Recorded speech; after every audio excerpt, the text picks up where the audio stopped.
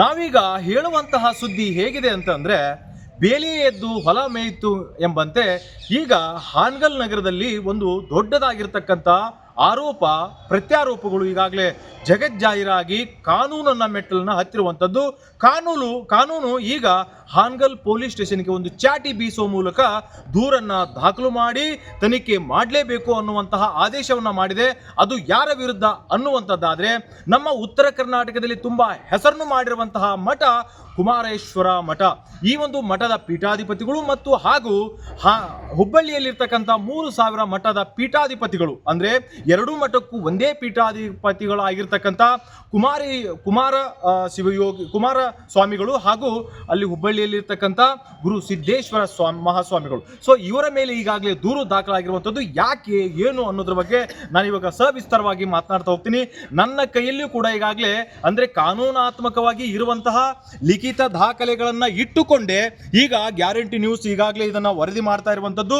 ನನ್ನ ಬಲಭಾಗದಲ್ಲಿಯೂ ಕೂಡ ಇಲ್ಲೇನು ನೋಡ್ತಾ ಇದ್ದೀರಿ, ಇವರೆಲ್ಲರೂ ಕೂಡ ಈ ಒಂದು ಕುಮಾರೇಶ್ವರ ಮಠ ಅನ್ನುವಂಥದ್ದು ಅಂದ್ರೆ ಇಲ್ಲಿರುವಂತಹ ಶಿವಯೋಗಿಗಳು ಸಮಸ್ತ ಏನು ಕರ್ನಾಟಕದಲ್ಲಿರ್ಬೋದು ಅಥವಾ ಭಾರತದಲ್ಲಾಗಿರ್ಬೋದು ತುಂಬಾ ತಪಸ್ವಿಗಳು, ಅವರ ಒಂದು ಅನುಯಾಯಿಗಳಾಗಿ ಅನೇಕ ಏನಂತಂದ್ರೆ ನೂರಾರು ಸಾವಿರಾರು ಮಠಗಳು ಇರುವಂತದ್ದು. ಸೊ ಹೀಗಾಗಿ ಅಷ್ಟೊಂದು ಪ್ರಖ್ಯಾತಿ ಪಡೆದಿರುವಂತಹ ಮಠದಲ್ಲಿ ಈಗ ಗೋಲ್ಮಾಲ್ ನಡೆದಿದೆ ಅನ್ನುವಂತಹ ಆರೋಪಗಳು ಈಗಾಗಲೇ ಬಂದಿರುವ ಹಿನ್ನೆಲೆಯಲ್ಲಿ ಇಲ್ಲಿರುವಂತಹ ಎಲ್ಲ ಭಕ್ತರು ಕೂಡ ಈಗಾಗಲೇ ನೊಂದಿದ್ದಾರೆ. ಹೀಗಾಗಿ ಅವರು ಸಾರ್ವಜನಿಕವಾಗಿ ಜೊತೆಗೆ ಮಠದ ಆಸ್ತಿಯನ್ನು ಉಳಿಸಿಕೊಳ್ಳುವ ಸಲುವಾಗಿ ಈಗಾಗಲೇ ಕೋರ್ಟನ್ನ ಮೆಟ್ಟಿಲನ್ನ ಏರಿರುವಂಥದ್ದು. ಹೀಗಾಗಿ ಈಗ ಕೋರ್ಟ್ ಅವರ ಒಂದು ಏನು ಮನವಿಗೆ ಅಥವಾ ಅವರ ಒಂದು ಹೋರಾಟಕ್ಕೆ ಮೊದಲ ಹೆಜ್ಜೆಯಲ್ಲಿ ಈಗಾಗಲೇ ಅವರಿಗೆ ಜಯ ಸಿಕ್ಕಿರುವಂಥದ್ದು. ಸೊ ನಾನು ದೂರನ್ನ ದಾಖಲು ಮಾಡಿರುವಂತಹ ರವೀಂದ್ರ ಅನ್ನೋರು ಏನಿದ್ದಾರೆ, ಸ್ವಾಮಿಗಳ ವಿರುದ್ಧ ಯಾಕೆ ದೂರು ಮಾಡಿದ್ರು, ಏನು ವಿಷಯ ಇದೆ ಅನ್ನೋದನ್ನ ನಾನು ಕೇಳ್ತಾ ಹೋಗ್ತೀನಿ. ಸರ್, ಇವಾಗ ಸ್ವಾಮೀಜಿಗಳು ಅಂತಂದ್ರೆ ತುಂಬಾ ಎಲ್ಲರೂ ಕೂಡ ಹೆದರ್ತಾರೆ. ಯಾಕೆ ಅಂತಂದ್ರೆ ಭಕ್ತಗಣ ಇರುತ್ತೆ, ಸಮಾಜ ಅಂತ ಇರುತ್ತೆ. ಸೊ ಹೀಗಾಗಿ ನಾವು ಅವ್ರ ವಿರುದ್ಧ ಹೋಗಬಾರ್ದು ಅನ್ನೋ ನಿಟ್ಟಿನಲ್ಲಿ, ಆದ್ರೂ ನೀವು ಧೈರ್ಯವಾಗಿ ಈಗ ಅವ್ರ ವಿರುದ್ಧ ದೂರನ್ನ ದಾಖಲು ಮಾಡಿದಿರಿ, ಯಾಕೆ ಹೇಳಿ.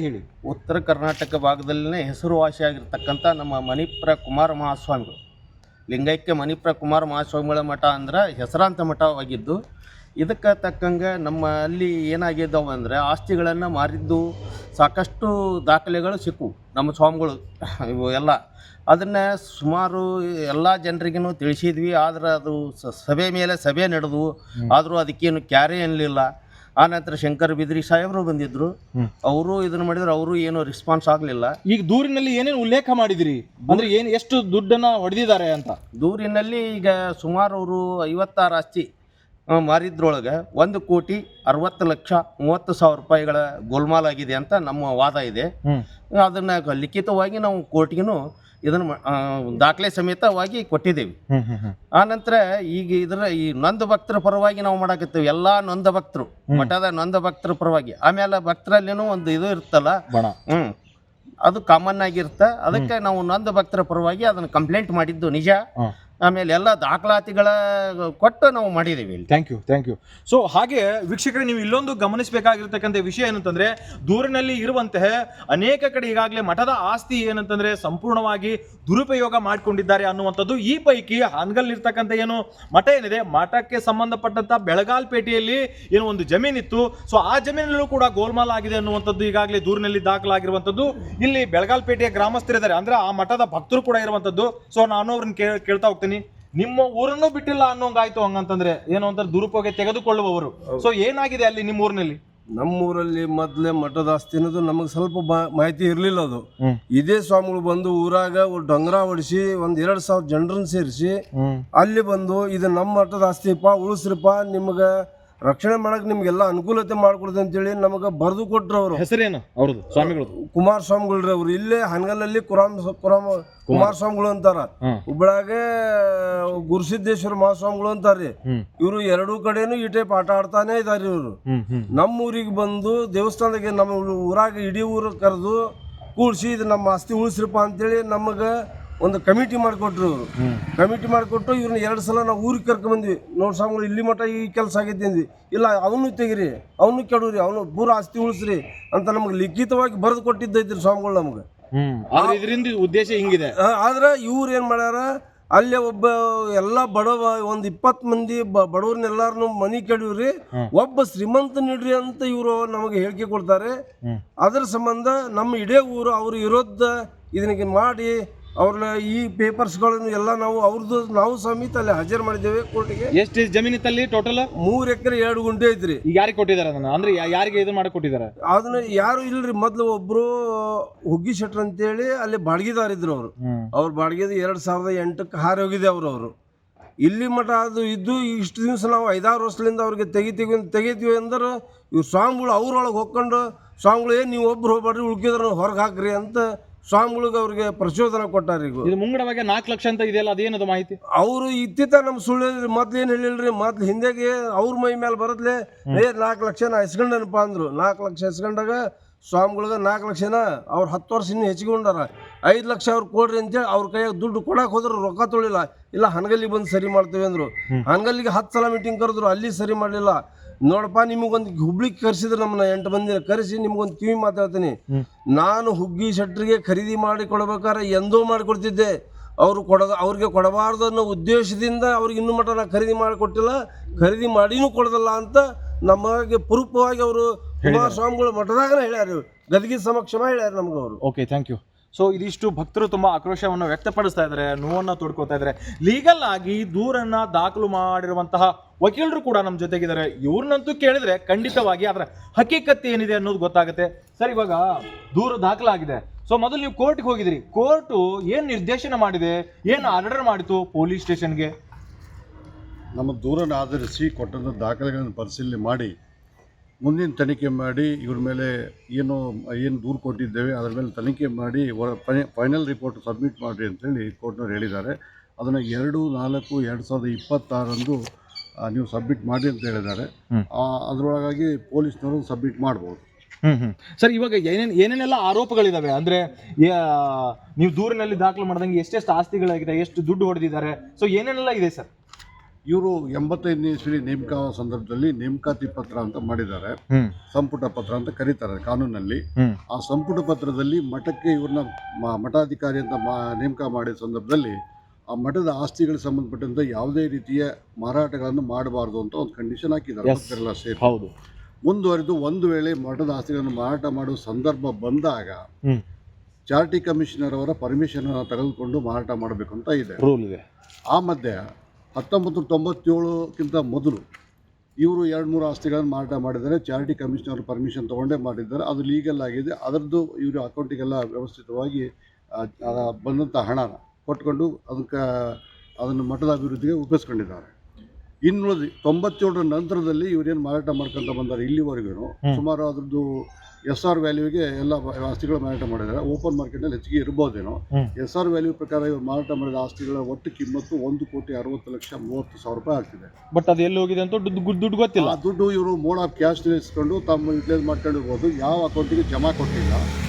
ಅದು ಎದಕ್ಕೆ ಯುಟಿಲೈಸ್ ಮಾಡಿದ್ವಿ ಅಂತೇಳಿ ಯಾವುದೇ ಲಿಖಿತವಾದ ದಾಖಲೆಗಳು ಅವರಲ್ಲಿ ಇಲ್ಲ. ಕೇಳಿದ್ರು ಕೊಡ್ತಾ ಇಲ್ಲ. ಓಕೆ, ಅವ್ರು ಯಾವ ಅಕೌಂಟ್ನಲ್ಲಿ ಕೂಡ ಈ ಅಮೌಂಟ್ ಜಮಾ ಆಗಿದ್ದ ಬಗ್ಗೆ ಮಾಹಿತಿ ನಮ್ಗೆ ದೊರೆತಿಲ್ಲ. ಸರಿ.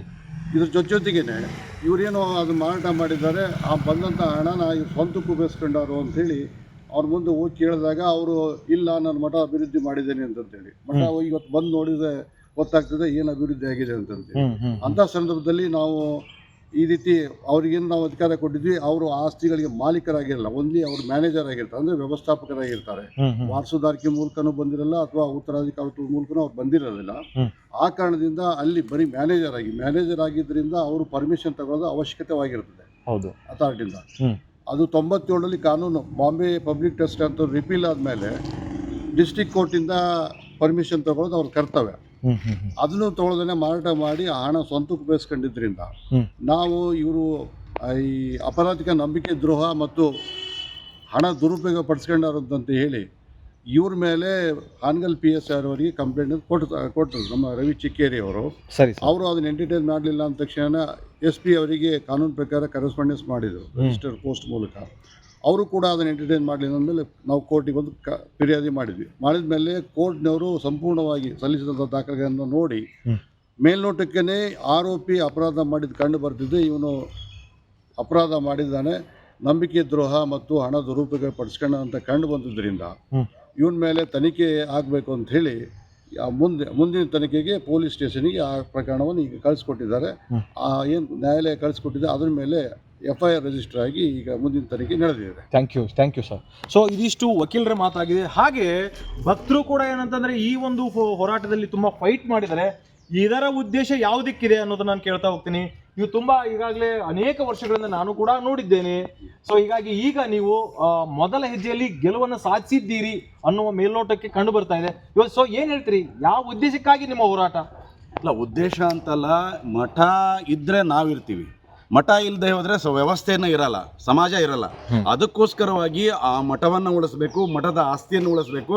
ಮಠದ ಆಸ್ತಿಗಳು ಉಳಿದ್ರೆ ಮಠ ಉಳಿತೈತಿ, ಮಠ ಉಳಿದ್ರೆ ನಾವು ಉಳಿತೀವಿ. ಅಂದ್ರೆ ಮಠದ ವಿರುದ್ಧ ಅಲ್ಲ ನಿಮ್ದು. ನಾ ಯಾವಾಗಲೂ ಕೂಡ ಇದೊಂದು ಒಂದು ಸ್ವಾಮೀಜಿಯು ಕೂಡ ಭಾಳಷ್ಟು ಮಾಧ್ಯಮಗಳ ಮೂಲಕವಾಗಿ ಹೇಳ್ತಾ ಇದ್ದಾರೆ, ಏನಂದ್ರೆ ಮಠದ ವಿರುದ್ಧ ಅಪಪ್ರಚಾರ, ಮಠದ ವಿರುದ್ಧ ಅಪಪ್ರಚಾರ ಅಂತೇಳಿ.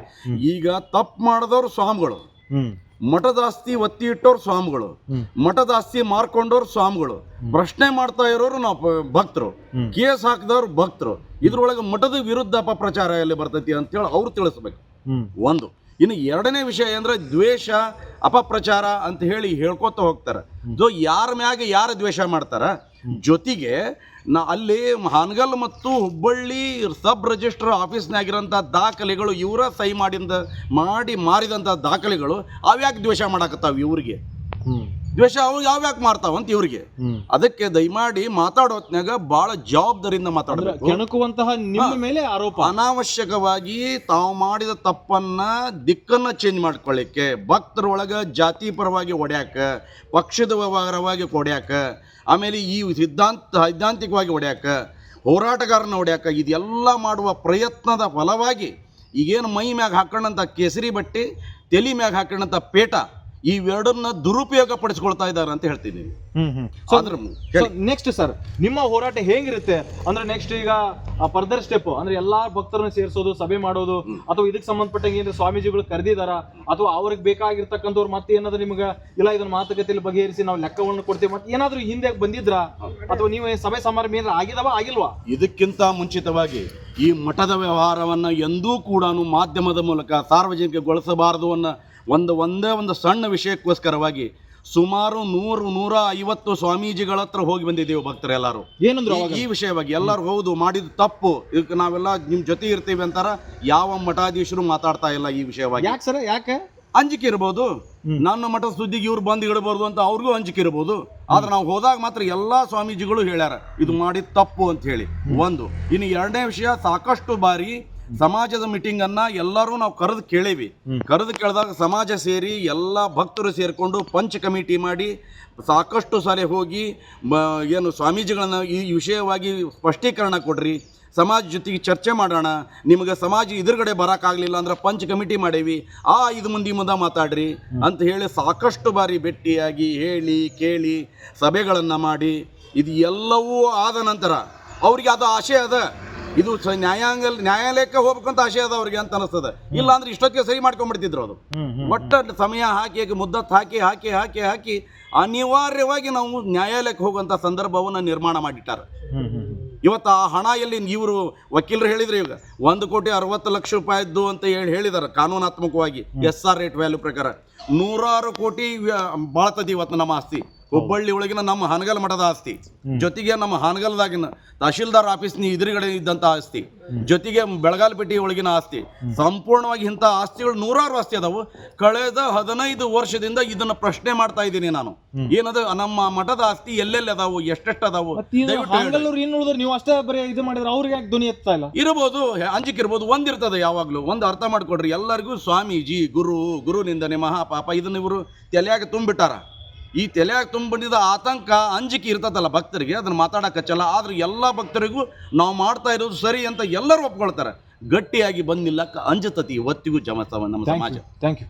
ಸೊ ಇವರ ಮಾತಿನಲ್ಲೇ ಕೇಳಿದ್ರೆ ಗೊತ್ತಾಗುತ್ತೆ ಏನು ಅಂತಂದ್ರೆ, ಗುರುಗಳನ್ನ ಅಥವಾ ಸಮಾಜವನ್ನ ಅಥವಾ ಮಠದ ಶ್ರೀಗಳನ್ನ ನಾವು ಎದುರು ಹಾಕೊಂಡ್ರಿ ಯಾವೆಲ್ಲ ರೀತಿಯಾಗಿರ್ತಕ್ಕಂಥ ಕಷ್ಟವನ್ನ ಅನುಭವಿಸ್ತೇವೆ ಅನ್ನುವಂಥದ್ದು ಹೇಳಿದರೆ, ನಮ್ದು ಉದ್ದೇಶ ಬಂದೆ ನಾವು ಮಠದ ಆಸ್ತಿ ಪಾಸ್ತಿಗಳು ಏನಂತಂದ್ರೆ ಸಮಾಜಕ್ಕಾಗಿ, ಸಮಾಜದ ಕಲ್ಯಾಣಕ್ಕಾಗಿ, ಏನು ಅಂತಂದ್ರೆ ಬಡವರ ಕಲ್ಯಾಣಕ್ಕಾಗಿ ಇರುವಂಥದ್ದು. ಸೊ ಅದರ ಉಳಿವಿಗಾಗಿ ಗ್ಯಾರಂಟಿ ನ್ಯೂಸ್ ಅಭಿಯಾನ ಮಾಡ್ತಾ ಇದೆ.